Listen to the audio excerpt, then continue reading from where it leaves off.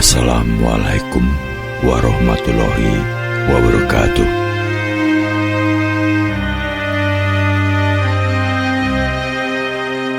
Kali ini ingin saya sampaikan tentang metode dan cara mengetahui kematian diri sendiri dan cara menempuh kematian sendiri.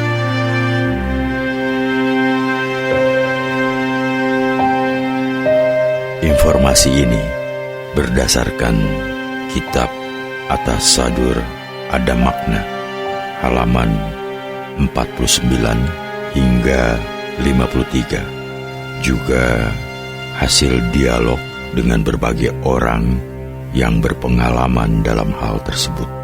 Hal ini menjadi penting karena salah satu jenis pengetahuan ajaran Syekh Siti Jenar adalah mengetahui kematian dirinya sendiri. Pengetahuan ini merupakan salah satu upaya zohiriyah untuk hal tersebut. Pada uraian ini adalah sarana untuk mengingat-ingat bahwa sebenarnya setiap orang dapat menerka dan mengetahui tanda kematian pada dirinya sendiri. Bisa menjadi sebagian petunjuk kalau seseorang sudah mulai didatangi oleh malaikat utusan Allah yang mengurusi segala kehidupan manusia di dunia. Bagi manusia yang sudah mendekati kematiannya, Allah akan mengangkat 10 macam pangkat dan kenikmatan,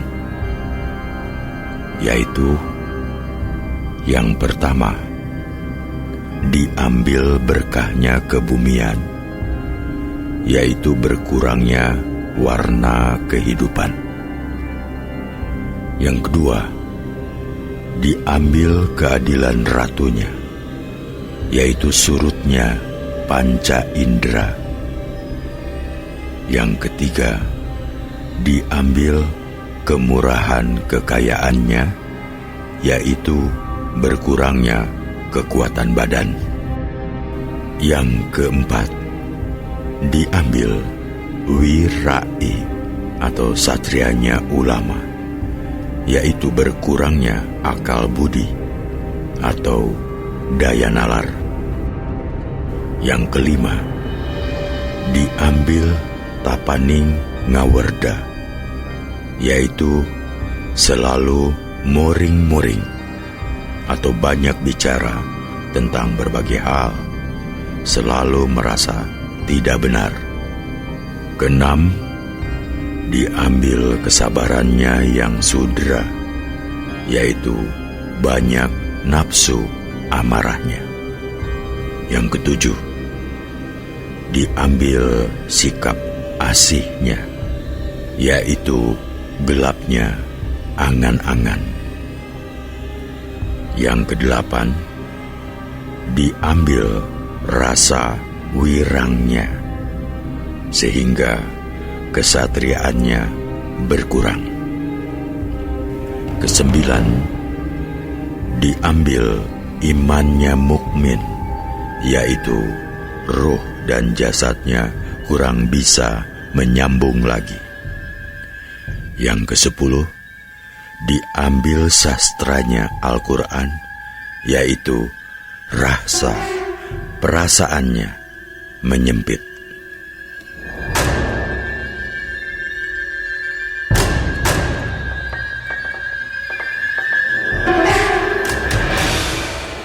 Kalau sudah merasa mendapatkan tanda-tanda tersebut, kita sering merasa belas kasihan terhadap badan kita sendiri. Kemudian merasakan berpisahnya antara nyawa dan raga. Itulah tandanya sudah mendekati kematian. Mulai saat itu akan nampak jelas tanda-tanda datangnya kiamat pribadi, kiamatnya badan kita, kebangkitan pribadi kita. Hanya saja bahwa sering manusia tidak menyadari dan tidak merasakan tanda-tanda yang ada. Hanya manusia yang waspada, linuih, dan selalu dalam kesadaran penuh, eling, biasanya banyak melakukan meditasi yang benar-benar bisa merasakan tanda-tanda tersebut.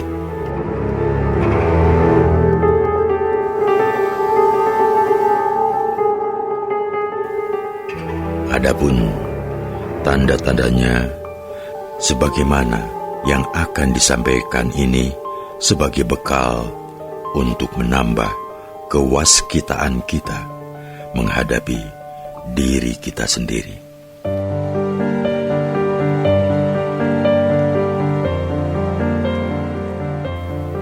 Kurang 3 tahun.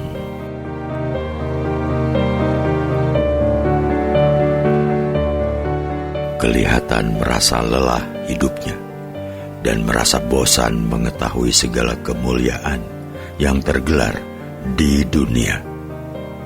Sering merasa sakit, terkadang lupa bepergiannya mengarah kemana, dan hilang rasa tidur yang enak.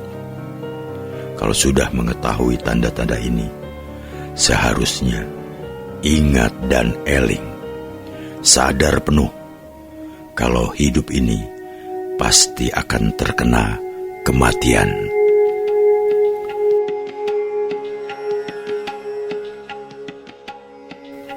Kurang 2 tahun.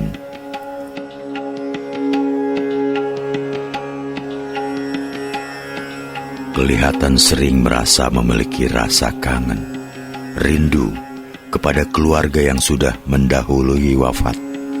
Sering tidak bisa lagi menyembunyikan unek-unek perasaan hati. Tidak lagi memiliki keinginan yang muluk-muluk dan sering asik memperbaiki bagian dalam rumah. Saat-saat inilah seharusnya selalu merasa nestapa dengan melakukan banyak pencegahan diri akan hal-hal yang muspra.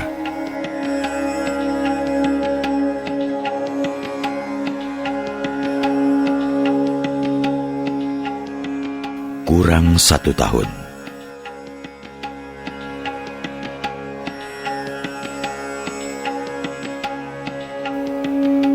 Sering melihat wujud yang tidak tampak, sering bergetar bagian leher, atau kemudian sakit yang menguras semua kekuatan.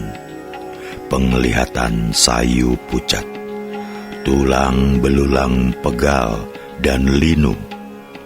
Kurang semangat dalam pembicaraan, perasaan lidah berkurang. Kalau sudah merasakan tanda-tanda ini, seharusnya semakin memperbanyak puasa dan mengheningkan cipta atau tapa.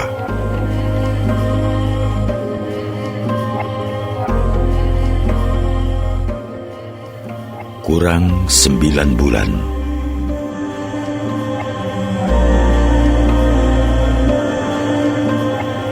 Sering melihat wujud diri sendiri, sering pikun, jalannya darah sering terasa berhenti, nafsu berkurang, maka selalu merasa mati di dalam hidup, atau melatih mati di dalam hidup, banyak melakukan semedi atau zikir dan wirid dalam kesunyian diri. Kurang 6 bulan.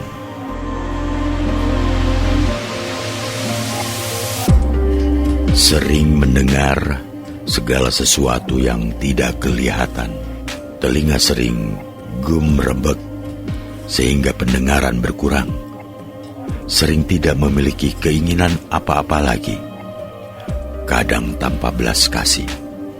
Jika sudah tampak dan merasa tanda-tanda ini, setiap waktu hendaknya beraktivitas yang baik dan benar, menjaga segala keinginan menjaga segala keinginan, manisnya lisan, kehalusan budi pekerti, dan selalu membuat enak perasaan orang lain.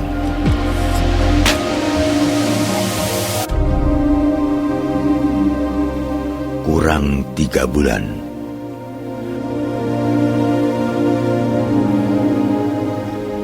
Sering merasakan bau-bauan dari alam halus, seperti bau kemenyan Arab, bau amis yang khas, atau bau penyakit. Di dalam hidung sering terasa dingin, kecepatan nafas berkurang, serba tergesa-gesa dalam segala hal. Kalau terasa hal-hal ini, maka sudah saatnya banyak menyepikan diri beribadah, agar selalu bisa bersama Allah, menyatu tunggal dengannya. Segala bentuk perasaan, kalau bisa dikeluarkan, tidak disimpan dalam hati. Apa yang terlintas dalam angan dan hati, dikeluarkan. Tindak tanduk disempurnakan, dan senang membuat orang lain senang dengan meringankan beban orang lain. Kurang 2 bulan.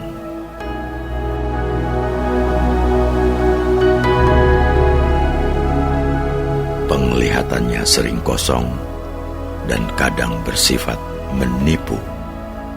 Misalnya, sinar matahari tampak hitam, langit merah, api terlihat hitam, bayangannya sendiri terlihat 2. Penglihatan seperti tanpa bayangan. Kalau hal-hal ini sudah terjadi, saatnya lah menyampaikan wewarah atau pendidikan menyangkut kebijaksanaan, wasiat atau pesan-pesan kepada ahli waris serta sesamanya, dan juga menjaga aktivitas yang sudah bagus demi keutamaannya.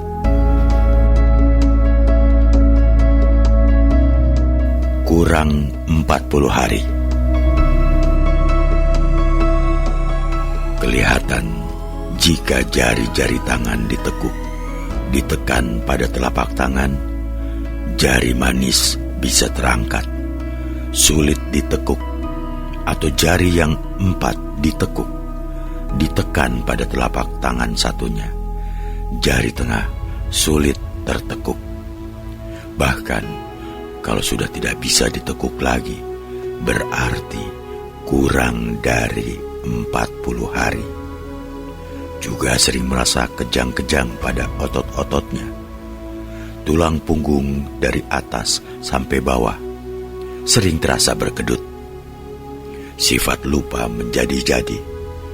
Maka saatnya untuk menyesali semua keburukan yang ada, kemudian meminta maaf kepada sesamanya atau semua kesalahan, serta memberikan maaf kepada sesamanya atas kekeliruan dan kesalahan yang pernah diperbuat atas dirinya. Saatnya pula menyelesaikan segala urusan kemanusiaan agar tidak menjadi beban di alam kelanggengan. Kurang 30 hari. Kalau menggerak-gerakan jari-jari terasa berkurang atau putus, sendi-sendi terasa putus, maka saatnya menerapkan ilmu kasampurnaan yang sudah kerap dilatih dalam hidupnya, meliputi iman, tauhid, makrifat, dan Islam. Maksudnya iman adalah peneguhan kembali akan kodrat pribadi, yaitu sifat kekuasaan pribadi yang bertempat pada saat ening atau hening. Tauhid yaitu memasrahkan kepada irodat pribadi, kepada daya karsa pribadi yang juga berada di dalam hening. Makrifat adalah kewaskitaan. Yang diwaspadai adalah ilmu pribadi, yaitu mengetahui bertempatnya zat, sifat, asma, dan af'al, atau inti pribadi, perupaan pribadi, asma ingsun pribadi, dan perbuatan ingsun. Mengetahuinya adalah dengan awas atau keheningan. Islam adalah selamat sejahtera, yaitu kehidupan manusia atau hidup sejati, bertempat pada kesadaran, yaitu kesadaran utuh akan sang pangeran pribadi yang bersifat jalal, jamal, kohar, kamal, atau agung zatnya, meliputi semesta raya. Jamal adalah elok, indah. Sifatnya tidak berjenis kelamin, tidak makan, minum, tiada bertempat dalam ruang, tanpa arah, tanpa warna, tanpa rupa. Kohar adalah perkasa, yaitu asmanya, nama tanpa nama. Seluruh nama dalam namanya bergulung menjadi asma pribadi. Kamal adalah sempurna, atau segala aktivitasnya sempurna dalam karyanya.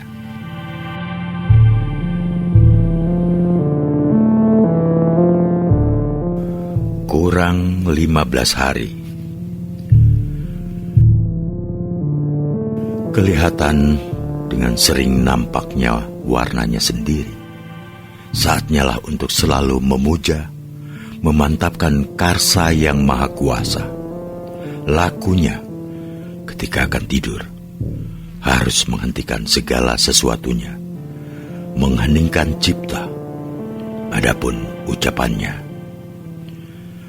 ada pepujian pribadiku yang satu, zatnya adalah zatku sendiri, sifatnya adalah sifatku sendiri, namanya adalah namaku sendiri, perbuatannya adalah perbuatanku sendiri. Aku memuja pada saat pertemuan tunggal dari keadaanku sempurna dengan kodratku. Saat itu menciptakan kondisi memuja tunggal, yaitu bapa, ibu, kakek, nenek, istri, anak, cucu keturunan, dan sesamanya yang menjadi tempat curahan kasih, agar semuanya manunggal dalam masa keabadian, juga agar bisa tulus ikhlas melepasnya jika sudah tiba saatnya kematian, karena ketidakikhlasan terkadang menjadi salah satu sebab sulitnya roh berpisah dengan badan atau wadah.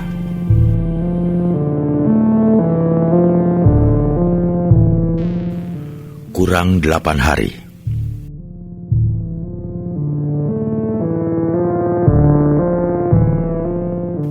Kalau sudah berada dalam kondisi sakit, terkadang juga tidak ada nafsu makan, tidak dapat tidur.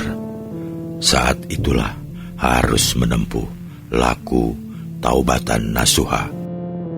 Adapun lakunya, setiap akan tidur atau setelah bangun dari tidur, disertai dengan mengendalikan dan menghentikan segala sesuatu, baik kegiatan badan, pikiran, perasaan, keinginan.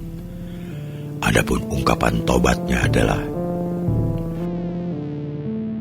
aku menyesal terhadap zat keadaanku sendiri, kotornya jasmaniku, bohongnya hatiku, keserakahan nafsuku, alpanya hidupku selamanya.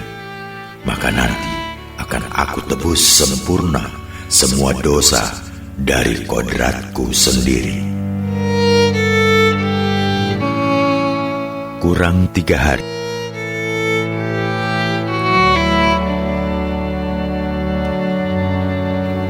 Kalau perasaan bingung, merasakan sakit yang menyeluruh, terkadang mengeluarkan kotoran yang banyak dan tanpa terasa, atau tinja tabun, atau tinja kalong, kotoran yang cair keluar sebentar-sebentar. Kadang juga disertai keluarnya cacing kalung.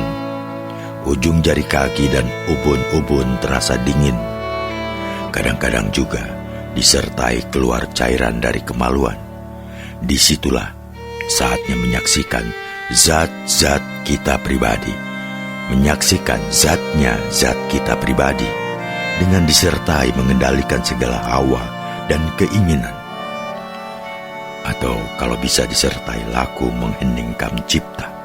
Mengheningkan cipta yang diucapkan adalah, aku angkat saksi di hadapan zatku sendiri.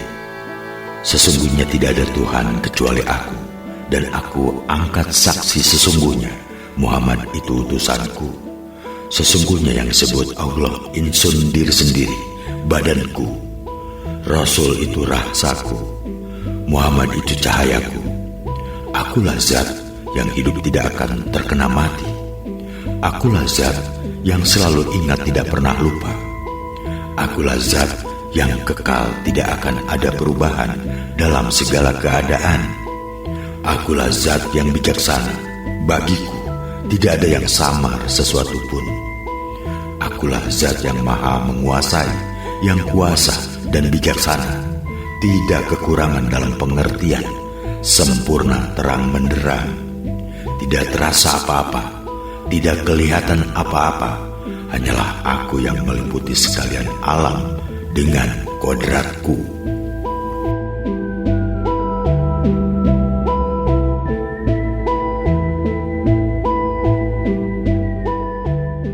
Kurang 2 hari.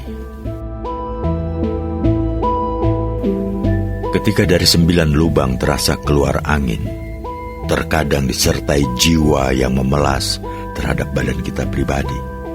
Saat itulah waktunya menyucikan segala jenis anasir badan, yaitu jenis anasir yang bertempat pada zat, sifat, asma, af'al, seperti anasir badan yang berasal dari bumi, api, angin, dan air. Semua itu harus dikondisikan dalam keadaan suci, mulai untuk berpulang kepada asal masing-masing.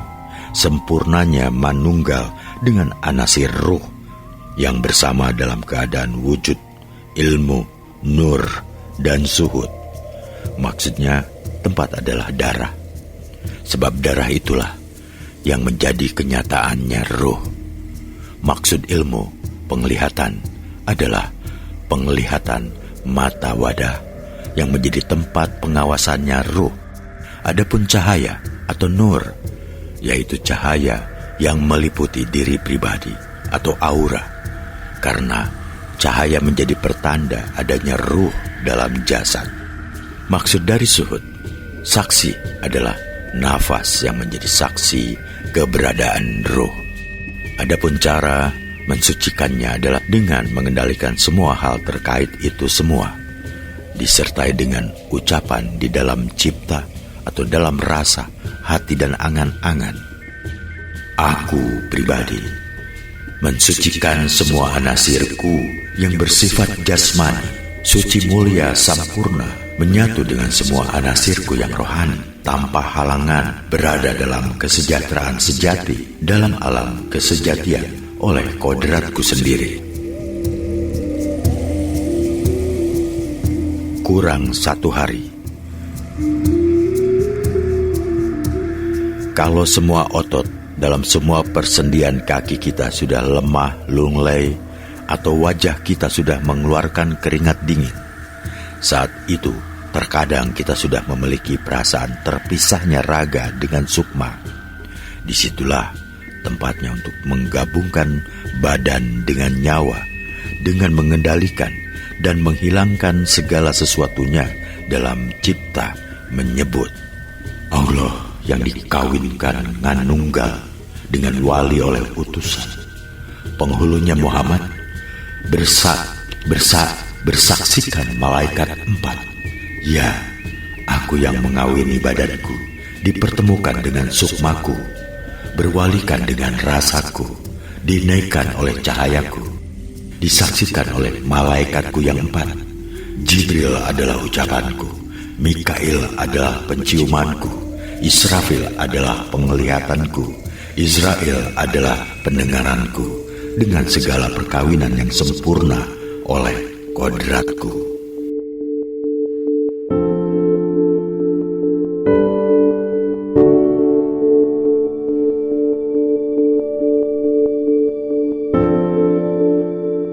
Perjalanan mati atau jalannya ruh.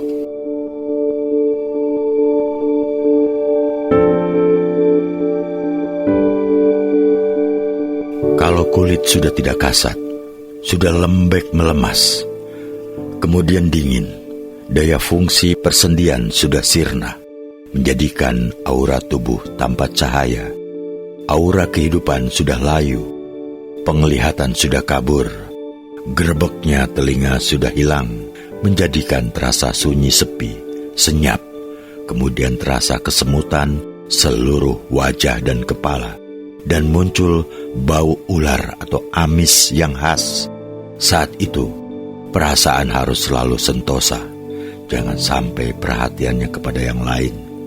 Karena sudah waktunya untuk didatangi goda rencana setan, idajil laknat, sang dajjal, serta datang godaan saudara 4 dan ke-5 pusat atau sedulur papat kalima pancer.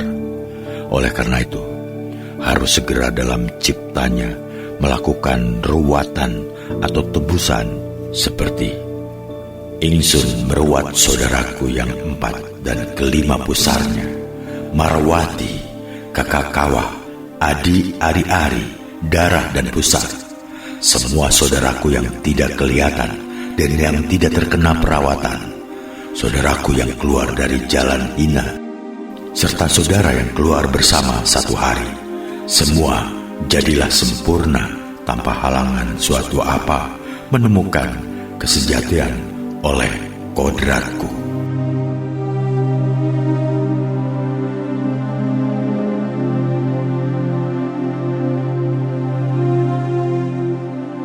Kemudian mencipta pengukudan atau menggulung semua nafsu lawamah, mulamah, dan mutmainah.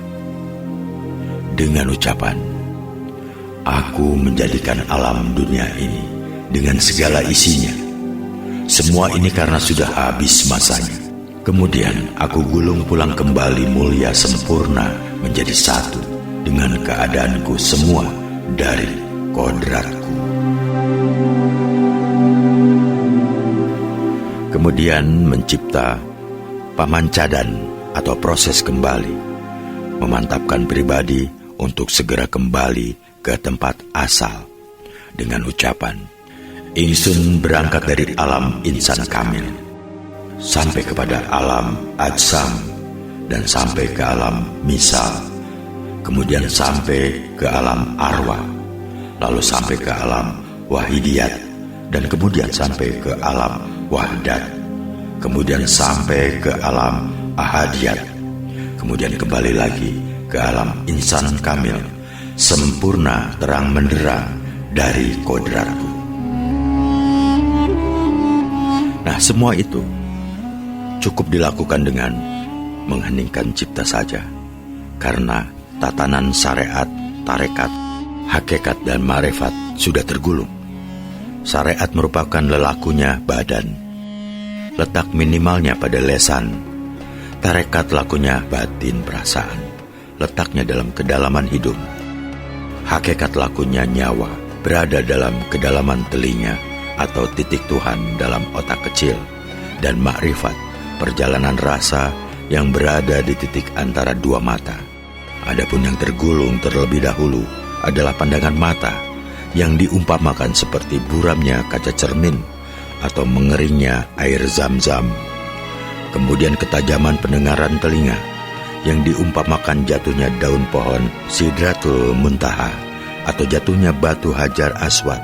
Kemudian penciuman hidung yang diumpamakan dengan rubuhnya pasir bukit Tursina atau jugrugnya batu Jabir. Puncaknya jurang Mukoda Situa.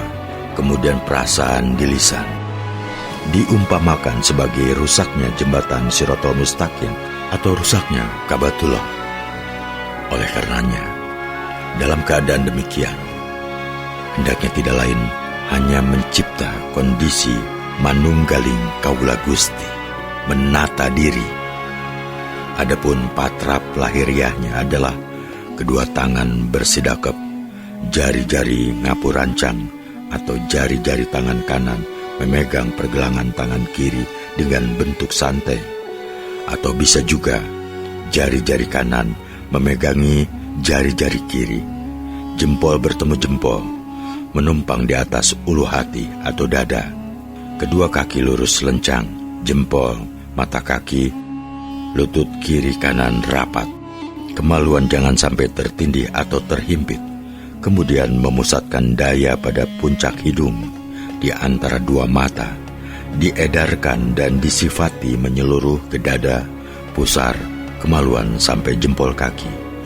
Gigi dikatupkan, bibir tertutup, pucuk lidah menekan langit-langit mulut bagian depan, mata kemudian dipejamkan dengan pelan, kemudian menata dan mengatur masuk keluarnya nafas.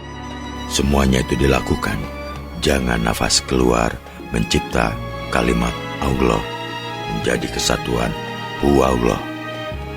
Hal itu disertai dengan sikap sentosa dalam kewaspadaan. Kalau terlihat apa-apa, jangan sampai diikuti atau diperhatikan, karena apa yang terlihat selain diri sejati hanyalah goda rencana kematian. Jadi harus selalu hening dalam cipta.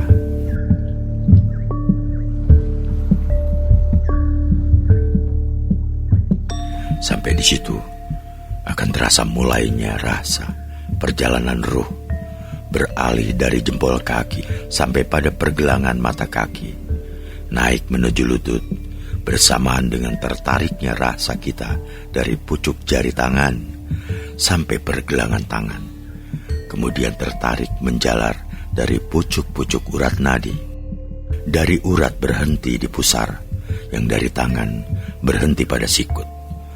Rasa yang dasar pusar kemudian naik lagi ke dada, yang dari sikut sampai pada salang, lalu berkumpul di dada. Kemudian semuanya naik menuju pusat leher, lalu naik lagi menuju ubun-ubun bersamaan dengan hilangnya nafas kita. Hilangnya pula degup dan gerak jantung, tinggal keketak atau gerakan lembut pada ubun-ubun. Kemudian ngambah, memasuki alam nyawa, ruhiyat, memasuki budi cahya, dan sampai pada alam pangeran, uluhiyah. Lalu kasat mata di dalam cipta, seperti gebiar, celeret atau petir. Tidak berapa lama kemudian memasuki paworing, atau juga disebut pamoring atau saling menghampiri.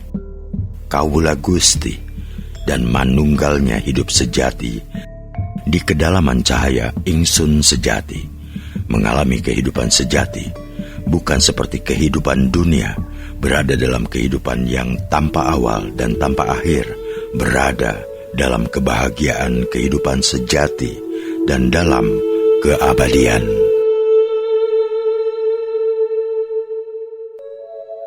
Tanda-tanda yang bisa tampak pada orang lain. Berikut akan dijelaskan tanda-tanda bagi orang yang sudah mendekati akhir kehidupan dunianya yang bisa dilihat dalam pandangan orang lain, yaitu: yang pertama, kurang 3 tahun, terkadang seperti mendapatkan panghulu atau dibiarkan sepuas-puasnya sekehendaknya sendiri dalam kehidupan. Kedua, kurang 2 tahun, terkadang memiliki penyimpangan sifat dan perilaku yang berbeda dengan kebiasaan semula. Yang ketiga, kurang 1 tahun, dalam solah bawa atau perilaku keseluruhan sering mengagetkan dan semua tampak tergesa-gesa. Yang keempat, kurang 6 bulan, seringkali berubah cepat sifat dan wataknya, kemudian tanpa hawa atau keinginan, seperti orang yang kasar menjadi alim, orang yang senang dengan keramaian tiba-tiba berubah senang menyepi dan sejenisnya. Yang kelima, kurang 3 bulan, seringkali wataknya kembali seperti anak kecil. Yang keenam, kurang 1 bulan, terkadang terlihat suram cahaya wajahnya sebagai tanda akan mengalami sakit yang mengantarkannya kepada kematian. Yang ketujuh, tinggal menanti saat waktu. Cahaya mata sudah miring serta terlihat sudah hilang cahayanya. Hanya tinggal guratan pandangan kosong. Kemudian kami sawangan seperti melihat, seperti tidak. Lebih sering berkedip, lalu diam, berkedip lagi, diam lagi, dan seterusnya. Yang kedelapan, sudah sampai pada janjinya, kemudian hilang seluruh cahaya hidup. Wajah pucat, telinga lemas lunglai atau pengleh, hidung memingkup atau menciut, sentuhan pada badannya sudah dingin. Semua gerakan lembut bagian tubuh sudah hilang, ubun-ubun, urat nadi, dan sebagainya. Terkadang muncul bau khas. Adapun untuk mempertajam mata batin saat mengawasi ajal orang, dapat dilakukan laku, semedi, atau zikir, memadukan gerak pucung hidung di antara 2 mata, menebar pada dada orang yang sakit. Kemudian kita kendalikan nafas, memaningkan cipta, menyelam dalam pawering, manunggalnya, Kawula Gusti, sehingga kita mendapatkan kewaspadaan dan kepastian.